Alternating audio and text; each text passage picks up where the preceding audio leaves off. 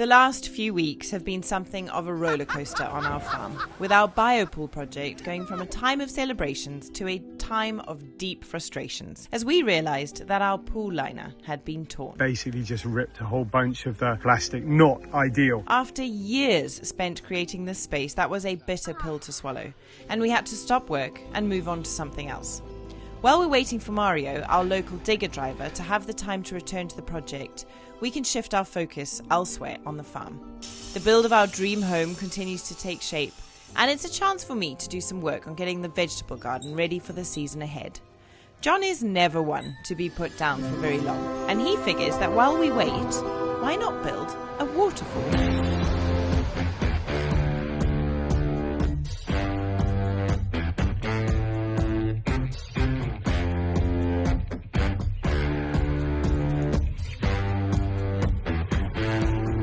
There are monkeys in my strawberry bed.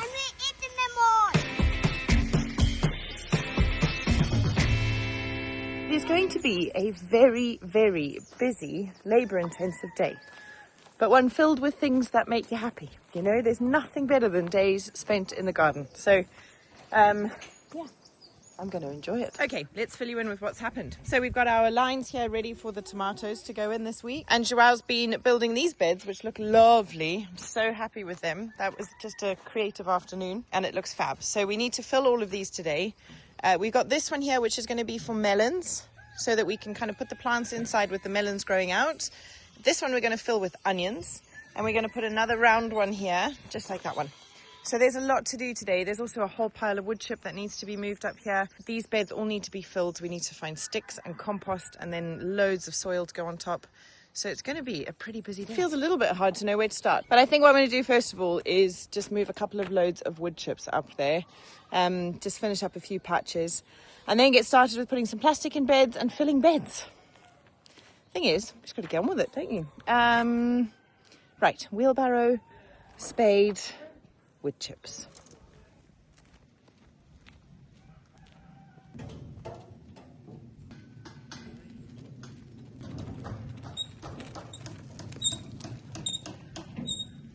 Squeaky, rusty wheelbarrow, yeah?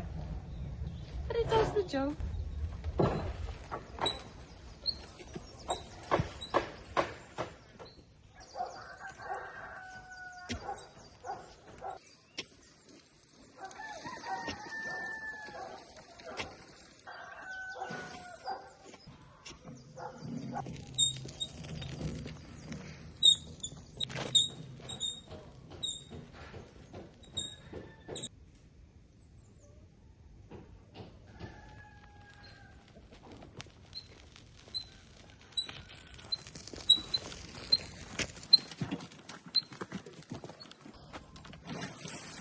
Put half there.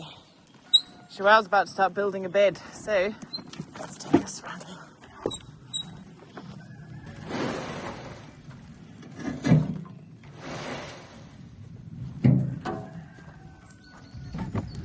Right, Joelle spent the morning cutting these pieces of bark so that we can use them to build the beds. So let's get on with that quickly. It's way more fun than wood chipping. And we'll get back to the wood chips a bit later.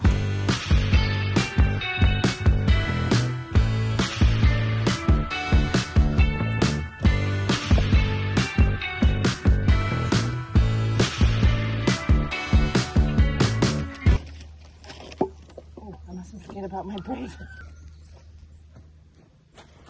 So I've already forgotten once this morning that I've got a loaf of sourdough in the oven.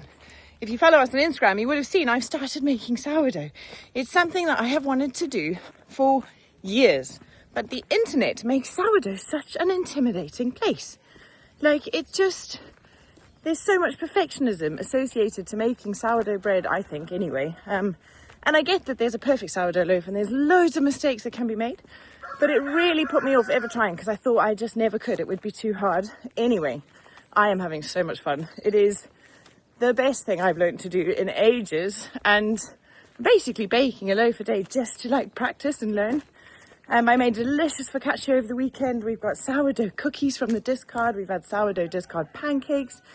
It's just been kind of never ending and I love it. Anyway, how are we doing in here? Oh dear, it stopped baking. We're a bit late. How are we looking? Not too bad. Tiny bit burnt on the top, but not terrible. Right, let's get that out. So anyway, if you are feeling scared of doing something, or even feeling scared of cooking sourdough, don't be. The worst that can happen is that you learn a lesson along the way about how not to do it. There you go, this one is not my greatest bake, but it's still edible, still delicious, and I still made bread this morning. You know, what's not to love about that?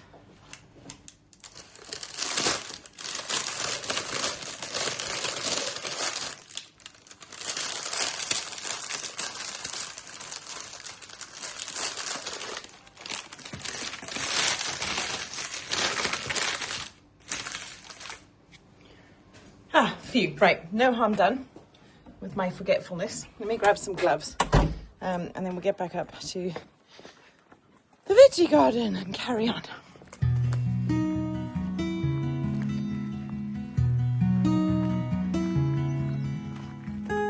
Oh, nice work, Sawyer. You're almost finished. Very, very cool. Look at that. It's going to be the most beautiful vegetable garden, apart from yours, Sawyer.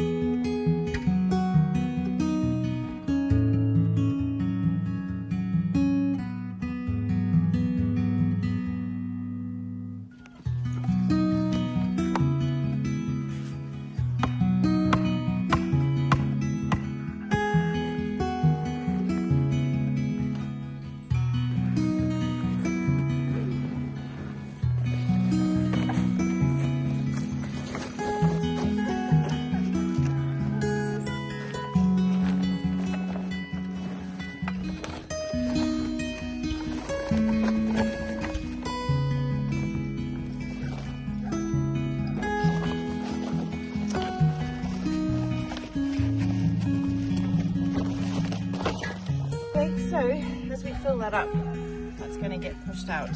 Joelle thinks we should probably put another layer just on the bottom because we've got such a big problem with this nut grass in this field, which just takes over, and the last thing we want is for grass to come up through the beds and then for us to have to empty them completely to sort out the bottom. So I might just put another little patch on the bottom just to try and stop it all coming up. You could all be yelling at me, use card. We don't have card currently, and actually we need something really hardcore for this this grass. So I think I'm going to do that for now and then see how we go.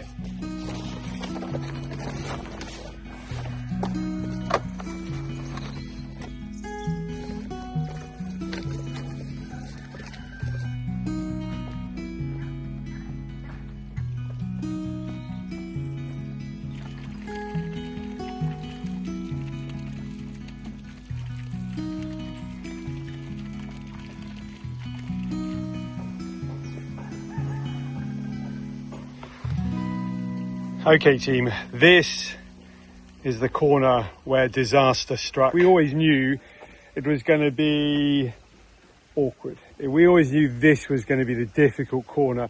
The one where if there was going to be a problem, it was going to be right here, and absolutely there. That's exactly what happened. So if you remember at the end of the last episode, we were down here, we were trying to finish off putting all those rocks into place. The rocks go in place, of course, then we can put the rest of the gravel in place, and then we can start planting, get those oxygenated plants in location. So what have I done? I've lowered the level of the water by about 20 centimeters. I would take it lower even still, but the plastics pull so tightly, I don't want to be stretching it too much. So if I can get away with this level, that's the level we're going to go at. I'm just going to take a good look at it now and start inspecting the plastic now it's dried out, and have a look and see what kind of damage we're facing. Unfortunately, I can already see that there are holes, and a lot of them. So let's have a look and see whether we can fix those holes. Look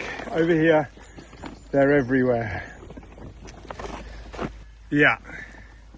So these holes were caused pretty much by the need to remove the stones and lift them into a different location away from where they originally were. And in doing that, we ended up skidding the rocks across the stones underneath and the big stones across the top of the plastic, and it basically just ripped a whole bunch of the plastic. Not ideal. So what do we want to do? We want to try and make sure we get as many of those patched as possible.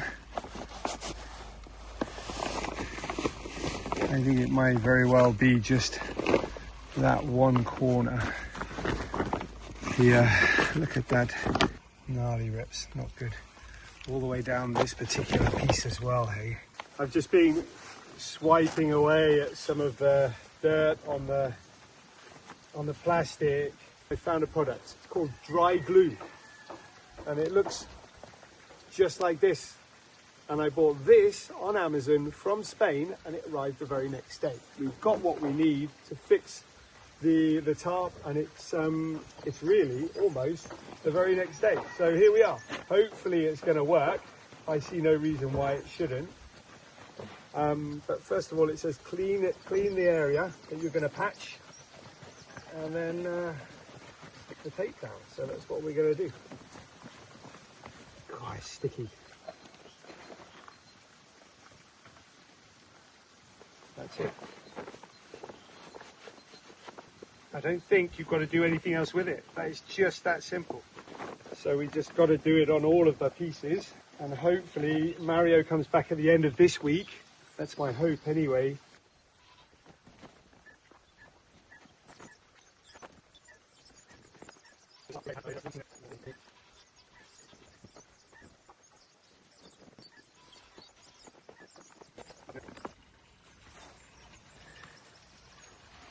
Okay, so that's got that solved. I think anyway, I'm hopeful, really hopeful that the problem is just super easy fix, and now all we've got to do is wait for Mario to come back and start lifting the stones again and carry on where we left off. So behind me, you'll also see we've been trying to get more water off this field. We've got a lot of water coming out of here. And that water, really, I want to be going in the biopool. So that's the next project. If you look, we've got two water exit points. We've got one exit point here and one over there. That one at the far end, I really want lots of water coming out on that, because I'd really love to build a cascade there. So that might be better. Okay, Joao, if I leave you to just divert that water down here. Like from the low point. Yeah, that'll do. That's it. Just for today, while we build this, so I can work here without having to worry too much about just one day of this. Yeah. Because today we finished this project. Thanks, and I'll go and find some stones. Taking a quick break from that beautiful project to say a massive thank you to Incogni for being a paid partner on this episode. For you. Thanks, buddy. And that one is for Mommy. Mommy? As I was saying, a massive thank you to Incogni for sponsoring this episode, and a very good chance to remind all of you guys to take your online security seriously. Data brokers are operating out there using your data to make money or to add you to spam lists. The simplicity of Incogni is what I love the most. All you got to do is sign up, grant them permission to work with your data, and then sit back and relax. And what their very clever software does is it scours data broker websites looking for places where your data is appearing, requests that data is removed, and it keeps checking to make sure that it's done. And if that broker gets hold of your data again, if you've signed up for their yearly subscription, they will ask again that it gets removed, and they'll keep checking until it's gone. Data brokers are dealing in all sorts of data, your address, your bank details, and you just don't want it falling into the wrong hands. So use the link in the description below this video. It's incogni.com/TheNewbys, and make sure you use our special code, TheNewbys. That will get you 60% off an annual plan. They also have a 30-day money-back guarantee, so there's no risk. Give it a go. I promise you, you won't be disappointed.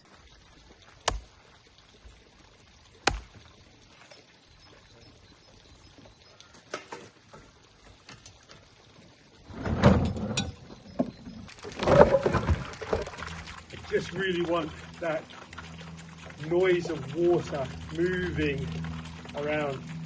So the higher we can make that cascades drop, the louder it's going to be.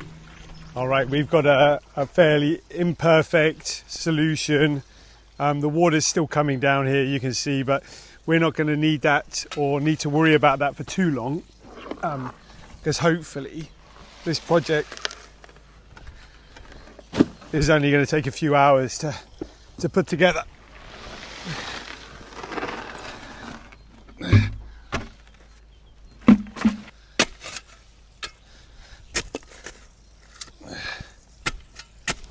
There we go.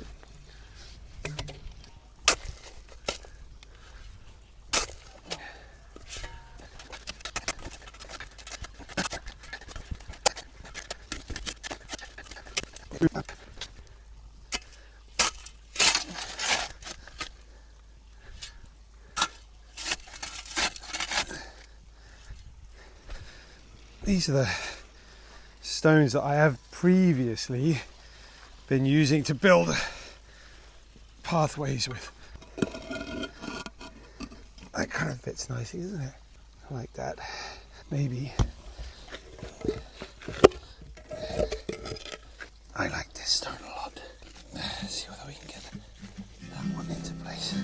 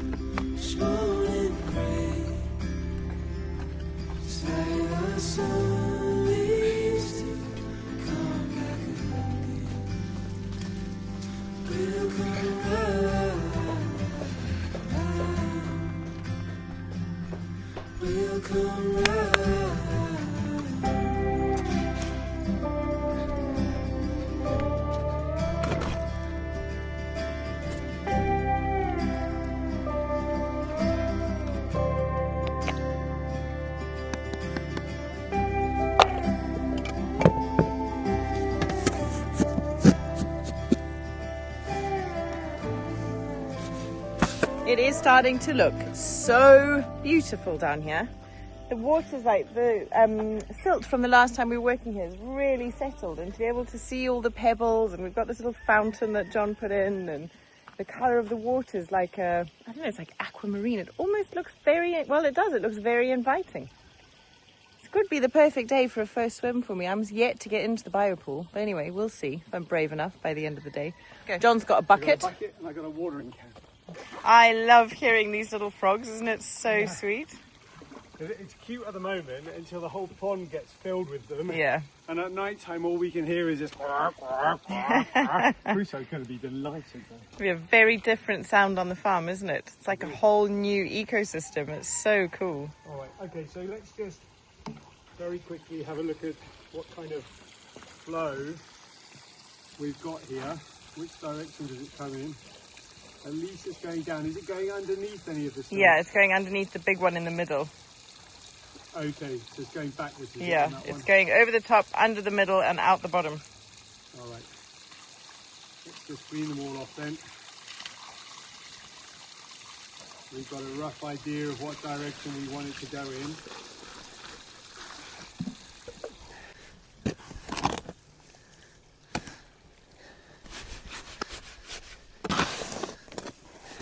If I was Marcus and I was a true stonemason, I'd be looking at that cascade and I'd be going, cement, You don't need any cement for that. Take a grinder and a hammer and a chisel and sort of cut some channels in those stones. It'll be great. Because we've got so much going on at the farm at the moment. It could be quite a good fun project to sit down for a couple of days and carve some stone. I just don't really have enough time to get involved in something like that, so it's better not to get started because, you know, just want to see stuff get done, that's all.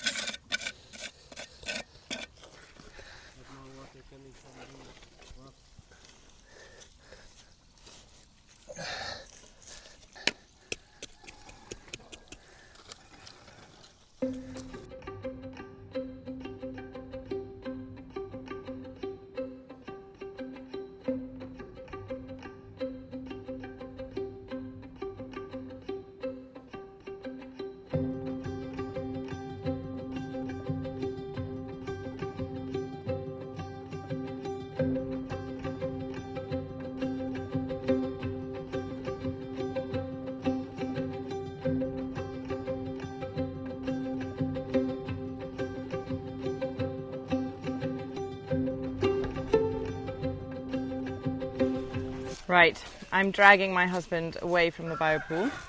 We've had a really productive day today. I've managed to wood chip the whole area now, just about.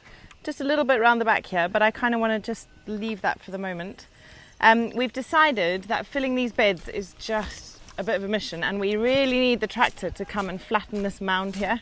So we're going to message Agostinho and see if he can come and help us just flatten that out and clear it out, and then help us get some soil in for these beds, because each of these is about 6 wheelbarrows, which is a whole day's worth of work. So we're going to try and cut our losses a little bit. But anyway, watch this space, because in the next day or two we're going to start putting things in the ground, aren't we? We're gonna. Right, I've dragged you away from the biopool. Yeah. Just for 5 minutes. Yeah. Do you remember my little sweet pea TP that never ever was successful? So, it wasn't successful because I transplanted the sweet peas, and peas don't like to be transplanted. Yeah, that's true. So I wanted to resurrect it. It's literally right where it's landed there. So I remember when I took this down, I got shouted at. Where do you want it? Yeah, just exactly where you're standing. I just want you to help me make it strong, basically. And then I'll get some sweet peas in the ground now, and then we'll hopefully have a proper sweet pea teepee in the summer. The opening comes here. Okay. Against the pole. Like that. This, my love.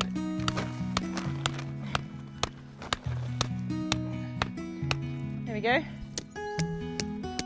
Sweet peas. All right. Thank you.